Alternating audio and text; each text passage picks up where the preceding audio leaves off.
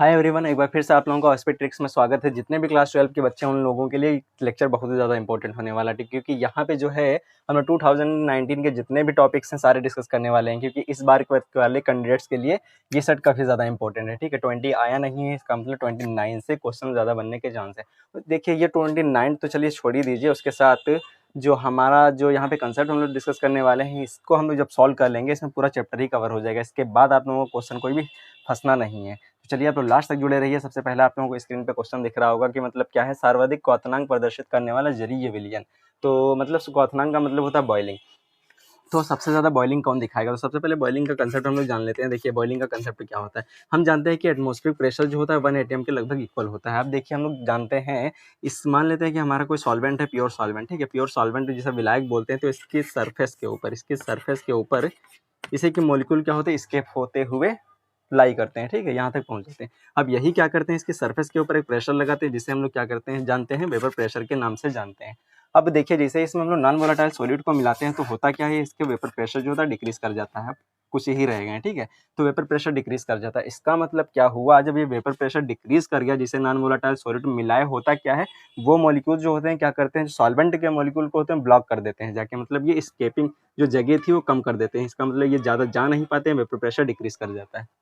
देखिए आगे, तो इसका मतलब क्या है, तो अब ये वेपर प्रेशर डिक्रीज हो चुका है, तो एटमॉस्फेरिक प्रेशर के इक्वल लाने के लिए हमें और ज़्यादा टेम्परेचर देना पड़ता है, ताकि ये इसके एटमॉस्फेरिक प्रेशर के इक्वल आ जाए। जैसे ही हम जानते हैं कि हमारा जो सॉल्यूशन का प्रेशर होता है, जैसे ही एटमॉस्फेरिक प्रेशर के इक्वल आता है, वो तुरंत उस टाइम हमारा क्या होता है, लिक्विड बॉयल करना शुरू हो जाता है। ये इसका बेसिक कंसेप्ट है बॉइलिंग का।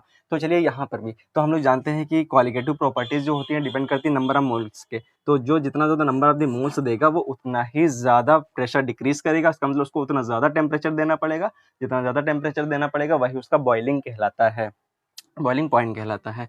तो पहले मान लेते हैं कि जल था, उसको बॉयल करने के लिए 100 डिग्री सेंटीग्रेड चाहिए था। अब जैसे ही कुछ उसमें मिलाए तो क्या हुआ, उसका प्रेशर डिक्रीज कर गया, जिसकी वजह से होता क्या, टेम्परेचर और देना पड़ेगा। अब पता चला 101, 102 इस तरीके से टेम्परेचर देना पड़ेगा, मतलब बॉइलिंग पॉइंट उसका बढ़ गया। अब देखिए इसमें हम देख लेते हैं, बस ऑप्शन में यही देखना है कि नंबर ऑफ मोल्स कौन ज़्यादा दे रहा है। जब अगर कंसनट्रेशन सेम है लेकिन कंसनट्रेशन अलग है, तो हम जानते हैं कि डेल्टा टी बी हमें देखना पड़ेगा क्या, आई इंटू एम।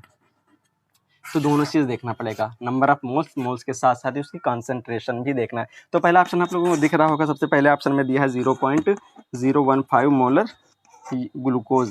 ठीक है, ग्लूकोज तो हमें पता है ग्लूकोज टूटता नहीं है, तो आई का मान केवल इसके लिए 1 होगा।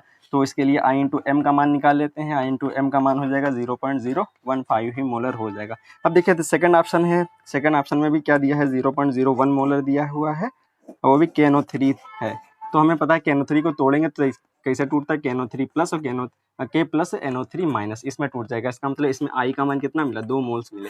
अब देखिए 2 मोल्स मिले, इसका मतलब क्या, इसको बस इससे गुणा कर देना है। तो कितना है 0.01, तो 0 कितना हो जाएगा, 0.2 मोलर हो जाएगा।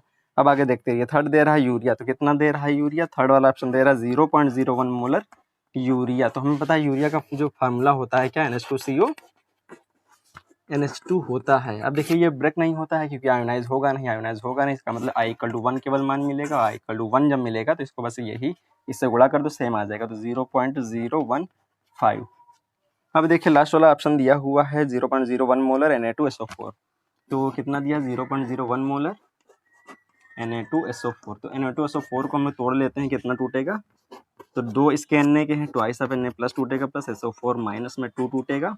अब देखिए 1 2 3, तो आई का मान कितना होगा, यहाँ से 3, तो आई इंटू एम का मान कितना हो जाएगा, 3 इंटू कंसनट्रेशन 0.01 दी है, इसको गुणा कर देते हैं तो कितना 0.03 मोलर। सबसे ज़्यादा क्या आ रहा है, मोल्स इसी का, सबसे ज़्यादा आई इंटू एम का मान, या तो कहें मोल्स सबसे ज़्यादा इसी में आ रहे हैं। इसका मतलब क्या था कि सबसे ज़्यादा जो है वेपर प्रेशर इसी में डिक्रीज करेगा, सबसे ज़्यादा बॉइलिंग इसी का होगा, सबसे ज़्यादा टेम्परेचर पे यही उबलेगा, बॉयल होगा। अब देखिए हम लोगों का इसका सेकंड क्वेश्चन पूछ रहा है। देखिए काफ़ी अच्छा है, 2 नंबर में न्यूमेरिकल आया, कभी कभी 5 नंबर में पूछ लेता है, कभी कभी 3 नंबर में भी पूछता है क्वेश्चन। तो देखिए इस टाइप के जितने भी क्वेश्चन आएंगे हर बार आते हैं, आप लोगों को इसी तरीके से करना है, दोनों का आई इंटू एम निकालना है, तुरंत इसको सॉल्व कर लेना है।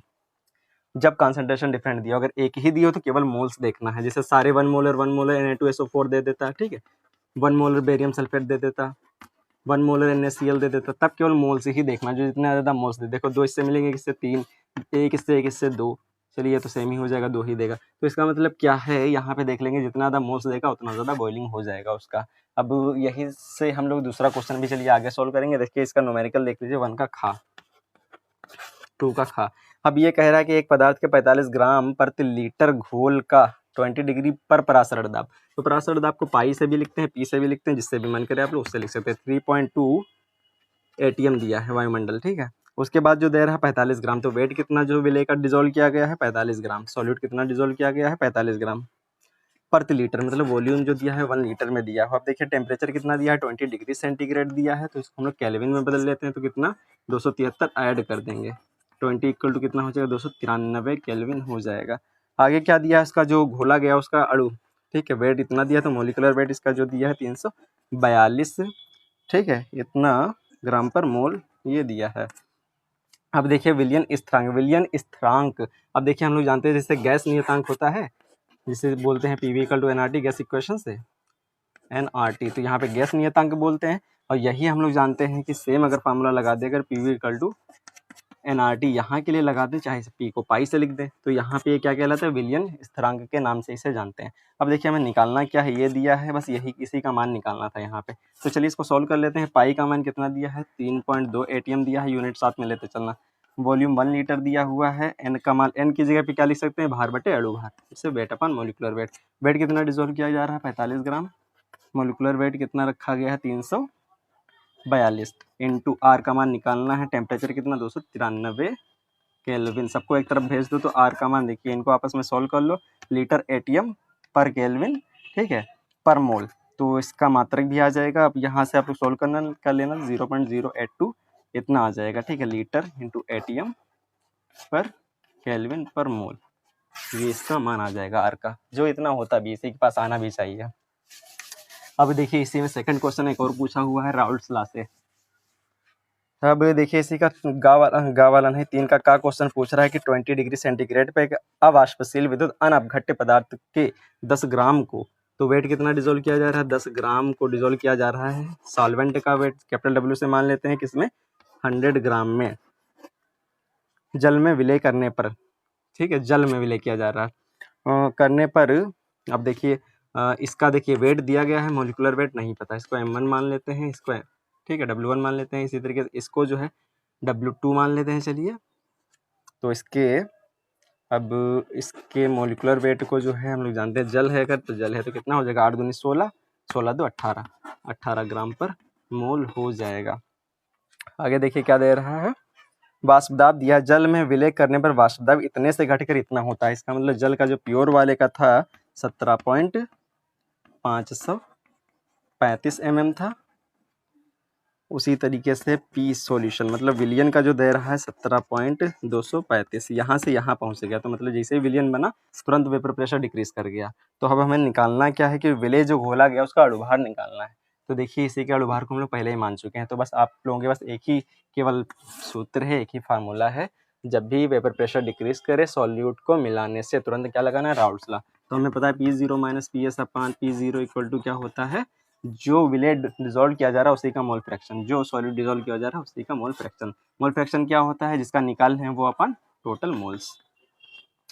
बस आप लोगों को यही करना है। तो P0 माइनस PS, तो दोनों का डिफरेंस ले लो, कितना आ जाएगा 0.535 में से 235 गए तो कितना हो जाएगा 0.300। प्योर का कितना है 17.535। N2 का मान चलिए यहाँ से निकाल लेते हैं। N2 का मान मतलब वेट अपन मोलिकुलर वेट दिया है, तो यहाँ से देखिए N2 कितना हो जाएगा, तो भार बटे अणु भार जिसे बोलते हैं, तो भार इतना डिजोल्व किया गया, अणु भार इतना है, तो इसको सॉल्व कर लेना, 18/100 आ जाएगा, 100/18 किसका, सॉरी N2 का निकालना। तो N2 मतलब क्या है, विलय, विलय हमें ये लो हम लोग माने, तो इसका हमें निकालना है। तो वेट अपान वेट कितना 10 डिजोल्व किया गया है, मोलिकुलर वेट M1 डिजोल्व किया गया अपान N1, फिर वही सेम। अब N1 का यहाँ पे निकाल लें, इसको मानिए, तो ये हो जाएगा 100/18 हो जाएगा प्लस।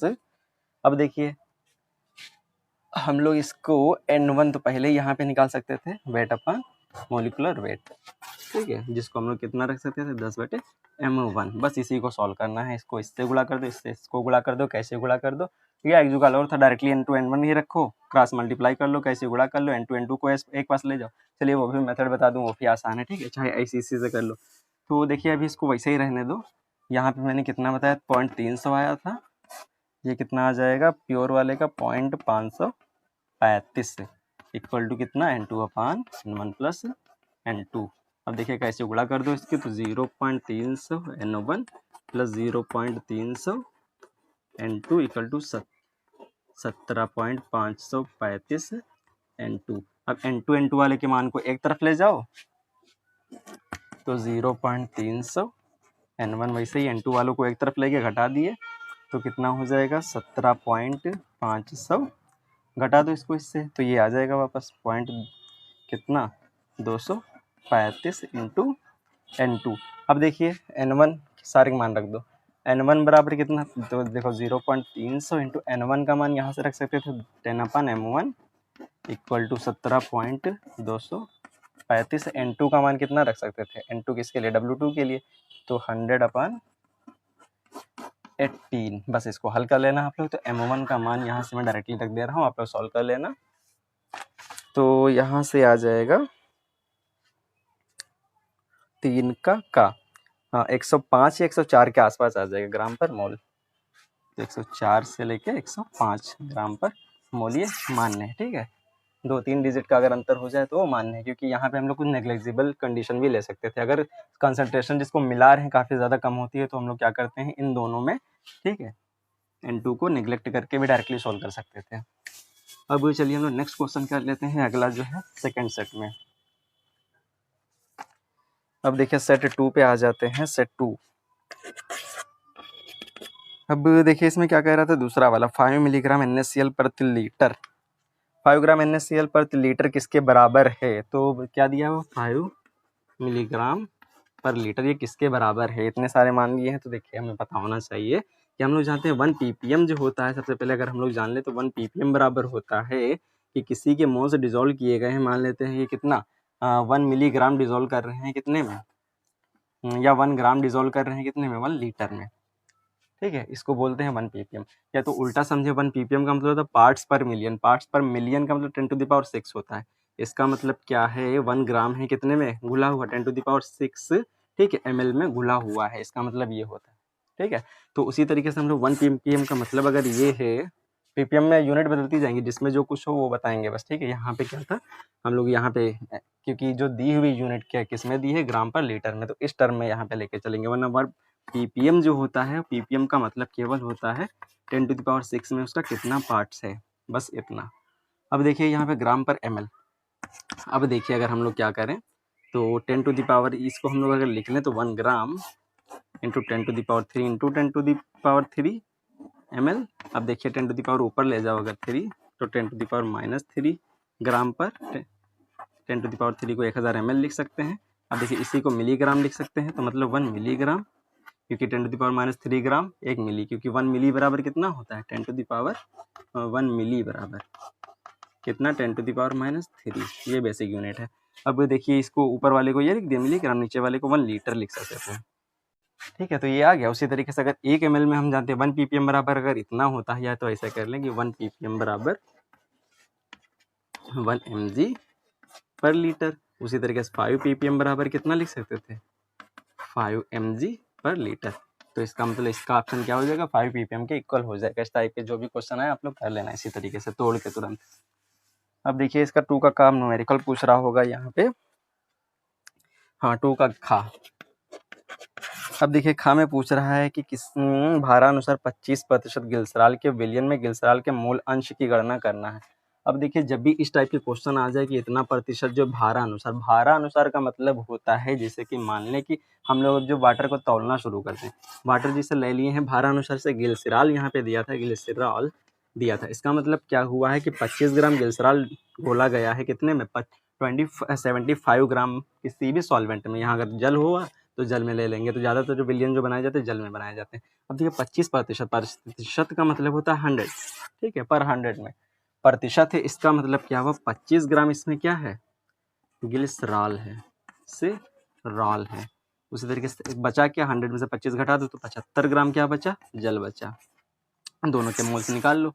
अब देखिए तो मतलब वेट कितना आ गया इसका, जो घोला गया है W1 मान ले, तो मोलिकुलर वेट इसका कितना होता है ग्लिसरॉल का, जो दिया रखा है आप लोगों को कैलकुलेट करने की ज़रूरत नहीं है, नहीं दिया है, तो उसके लिए मोलिकुलर फार्मूला दे दिया गया है। तो उसके लिए हम लोग जानते हैं क्या दिया गया है, C3H8O3 दे दिया गया है, तो कोई दिक्कत नहीं, चलिए निकाल लेते हैं। तो हमें पता है कि मोलिकुलर वेट निकालने के लिए हमें पता है कि कार्बन का 12 होता है, कि संख्या कितनी है 3 प्लस, हाइड्रोजन 1 होता है, संख्या 8 है प्लस।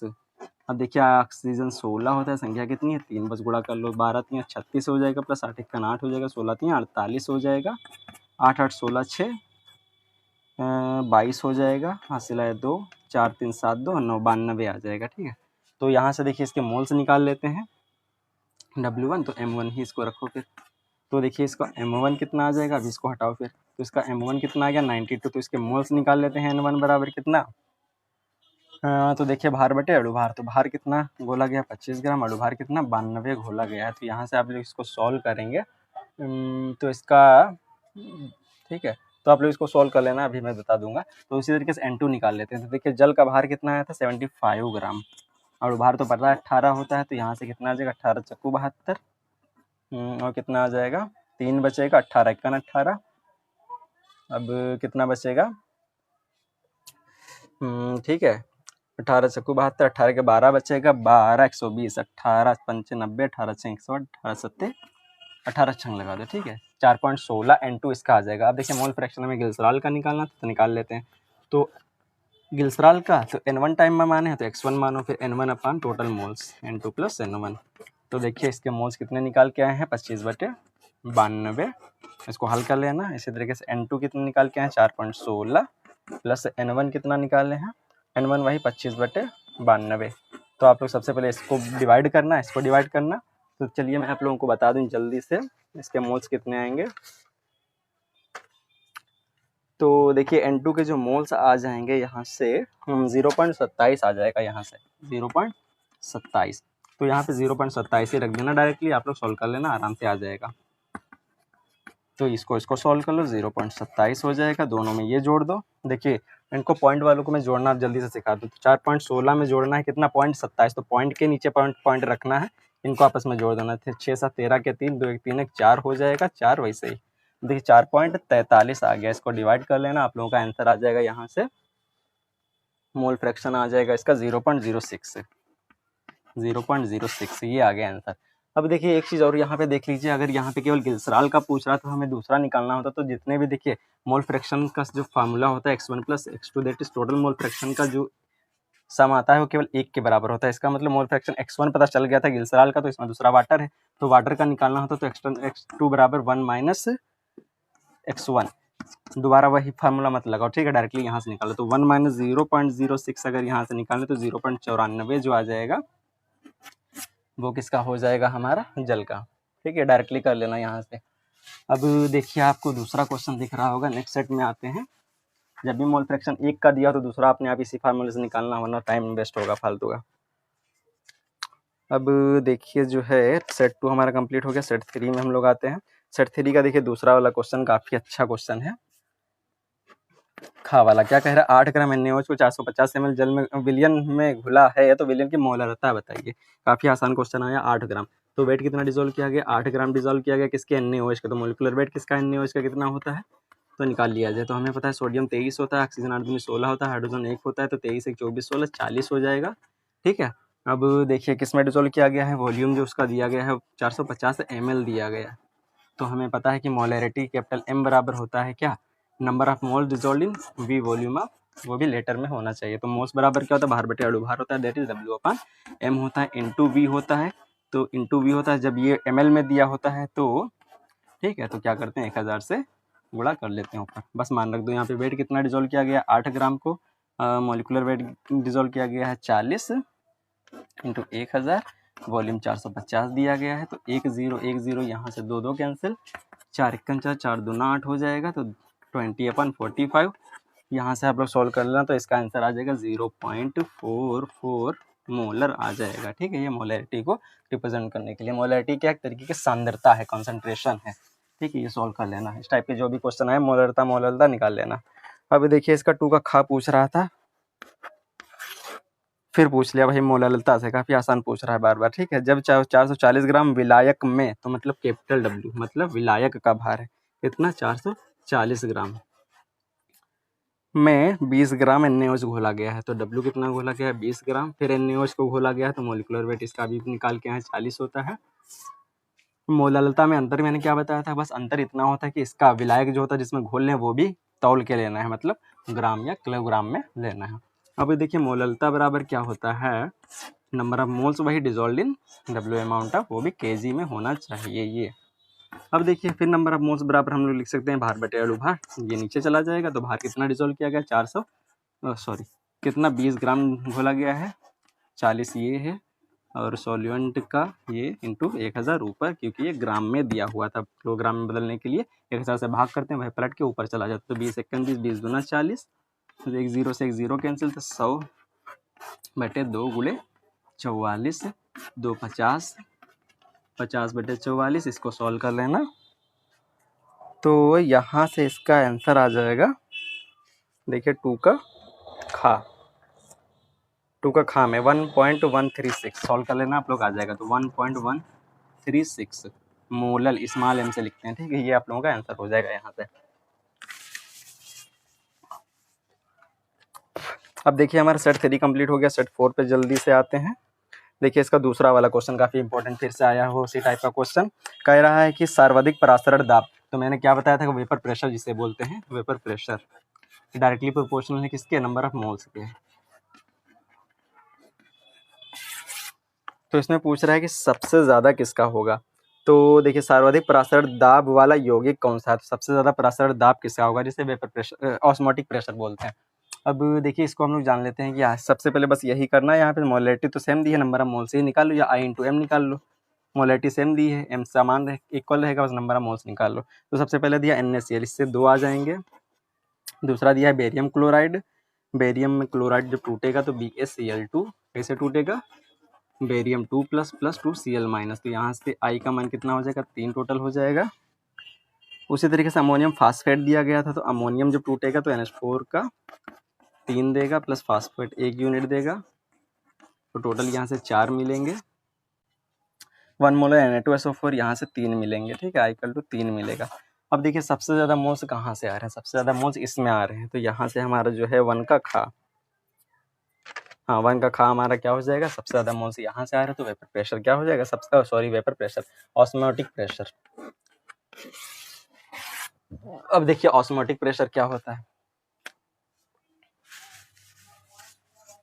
तो हम लोग जानते हैं जब भी क्या करते हैं,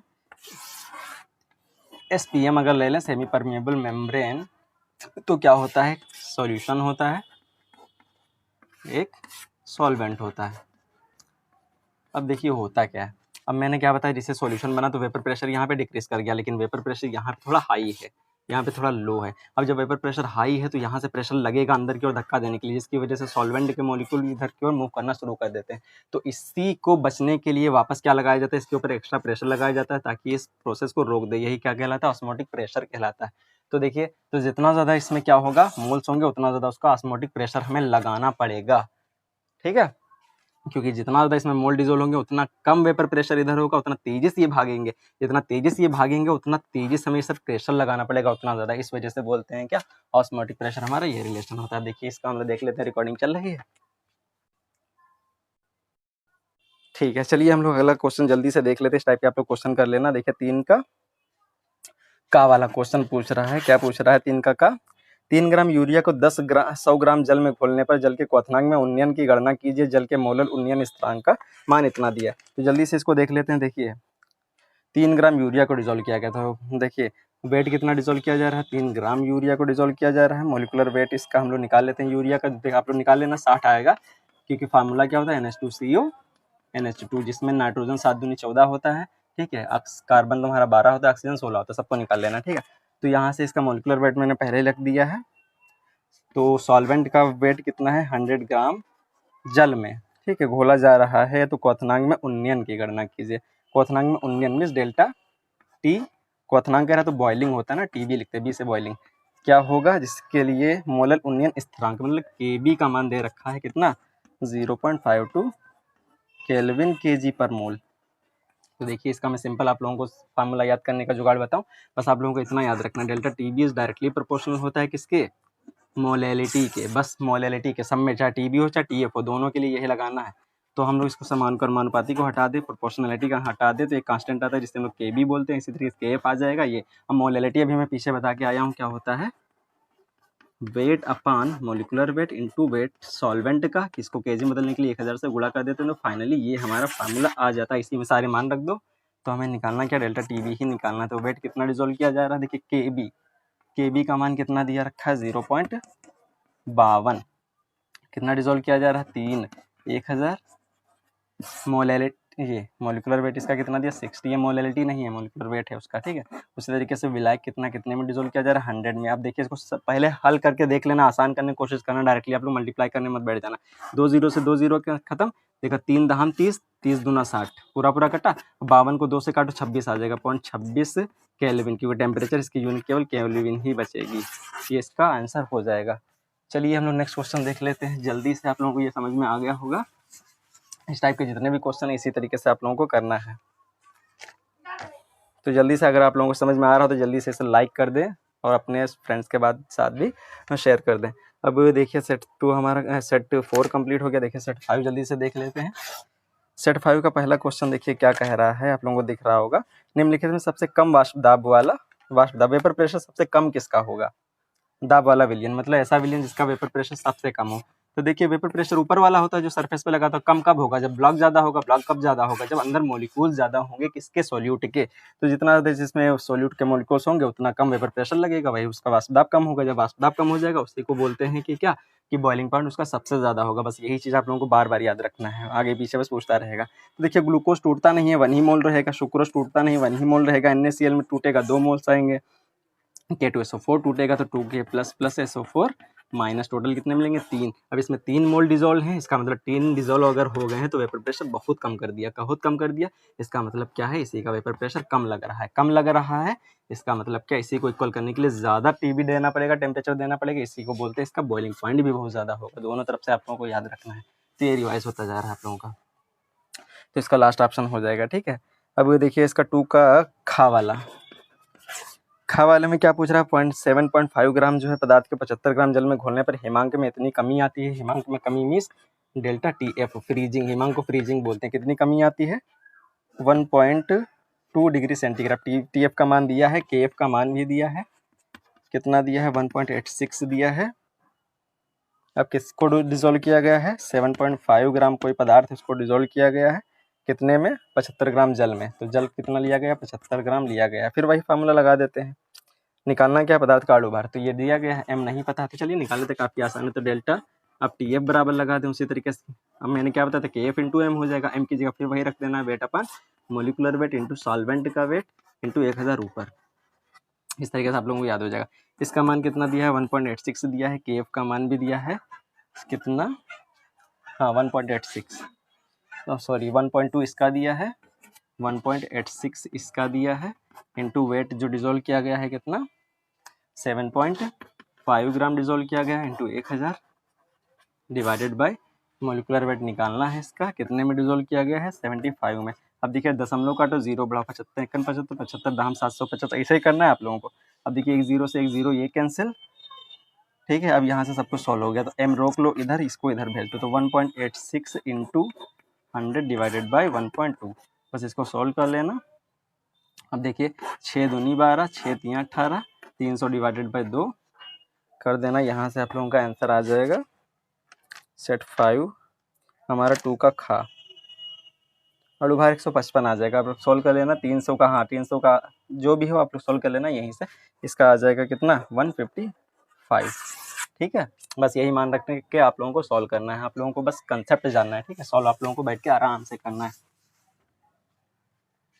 अब देखिए अगला कह रहा है सेट 6, हम लोग देख लेते हैं। पहला क्वेश्चन नहीं, दूसरा कह रहा है हिमांक का अवनमन सीधा समानुक्रमानुपाती। अभी मैंने बताया कि delta T is directly proportional किसके, मोलैलिटी के यहाँ पे होता है। तो बस हिमांक में अवनमन हो चाहे उन्यांग में हो चाहे, ठीक है, अवनमन हो जिसे बोलते हैं, ठीक है, डिप्रेशन और एलिवेशन, जो है अवनमन हो चाहे एलिवेशन हो, दोनों ही किसके समानुक्रमानुपाती है, मोलैलिटी के होते हैं। बस दोनों आप लोगों को बस यही याद रखना है। तो इसका मोललता जो है आंसर हो जाएगा। अब देखिए अगला क्वेश्चन क्या कह रहा था, 2 का खा। 1 विलियन में 27 डिग्री सेंटीग्रेड पर K2SO4 के 25 मिलीग्राम को घोलने पर बनने वाले विलियन का प्रासरण दाब या मानते हुए ज्ञात कीजिए K2SO4 जो पूर्णतः वियोजित हो जाता है। पूर्णतः वियोजित हो जाता है, मतलब अल्फा का मान जो 1 लिया जाता है। तो मैंने अल्फा आई आप लोगों को डायरेक्टली बताया है, बस वो आप लोगों को कैलकुलेट करके बताऊंगा। तो देखिए K2SO4, तो देखिए K2SO4 जो घोला गया है कितना, 2 लीटर विलियन, तो मतलब वॉल्यूम कितना लिया गया है, 2 लीटर लिया गया है। अब K2SO4 के 25 मिलीग्राम को जो वेट डिजोल्व किया गया है 25 मिलीग्राम, और मोलिकुलर वेट इसका निकाल लेते हैं कितना है K2SO4 का। तो K2SO4 का मैं जल्दी से आप लोगों को बस दे रहा हूँ। पोटेशियम 19 दूना ठीक है 39 होता है, प्लस सल्फर 16 दूनी 32 होता है, प्लस ऑक्सीजन 16 चौके 64 होता है। यहाँ से आप लोग कैलकुलेट करना, ठीक है, यहाँ से आ जाएगा। तो मैं आप लोगों को डायरेक्टली बोल के बस बोल दे रहा हूँ।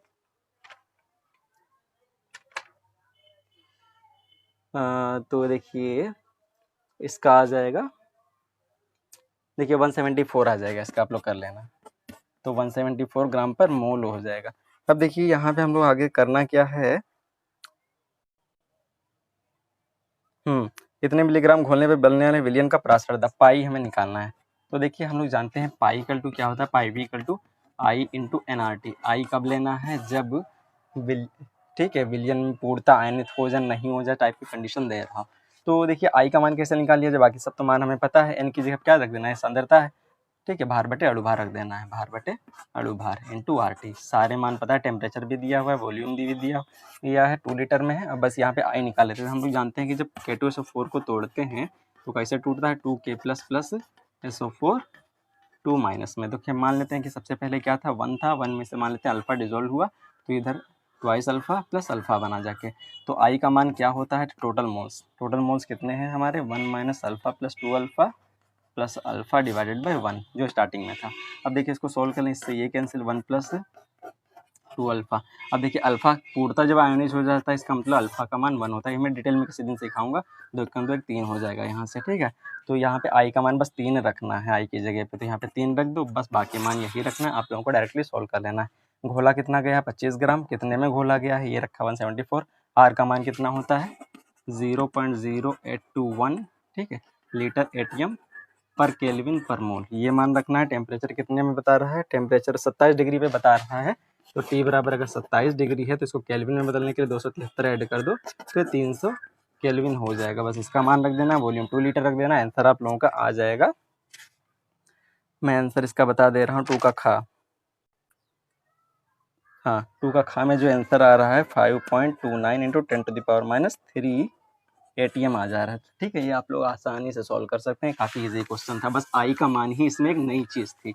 आई का मान ऐसे निकाल लेंगे, ठीक है, 1 सबसे पहले मानेंगे, बाकी जितना टूटता जाएगा अल्फा मान लेंगे, जितने मोल्स में टूटेगा उसको इस हिसाब से कर लेंगे। अगर ये चीज़ आप लोगों को नहीं समझ में आए तो आप लोग बता देना, मैं आई का मान फिर से निकालना सिखा दूंगा। अब देखिए सेट 6 हमारा कंप्लीट हो गया। सेट 7 हम लोग देख लेते हैं डायरेक्टली। इसमें जो है 3 नंबर में ही क्वेश्चन पूछा गया है। फिर वही मान पूछा गया 3 का 3 ग्राम यूरिया को 100 ग्राम जल में घोलने पर क्वथनांक में उन्नयन की गणना कीजिए। और वही क्वथनांक में उन्नयन डेल्टा TB हमें निकालना है।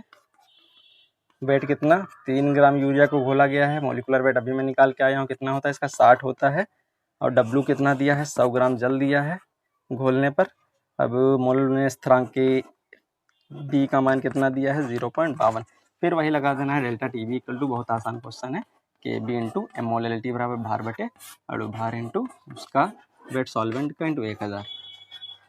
सब कुछ रख देना है। निकालना क्या है यहाँ पे, TB। तो TB यहाँ पे निकाल लो, बस KB का मान कितना, 0.52 हो जाएगा। कितना घोला गया, 3 ग्राम 1000। मोलैलिटी ये कितना अणुभार कितना दिया है, 60 दिया है इंटू 100। 2 जीरो कैंसिल, 1 जीरो से एक और जीरो कैंसिल, 3 1 3 3 दूना 6, 52 का आधा 26.26। सेम क्वेश्चन फिर से आ गया, ठीक है, केल्विन, ये इसका आंसर हो जाएगा। तो चलिए आप लोगों का ये सेट कंप्लीट हो गया। आप लोग जो है प्रैक्टिस करिए, अच्छे से लगाइए। Thanks for watching, like share subscribe जरूर करें।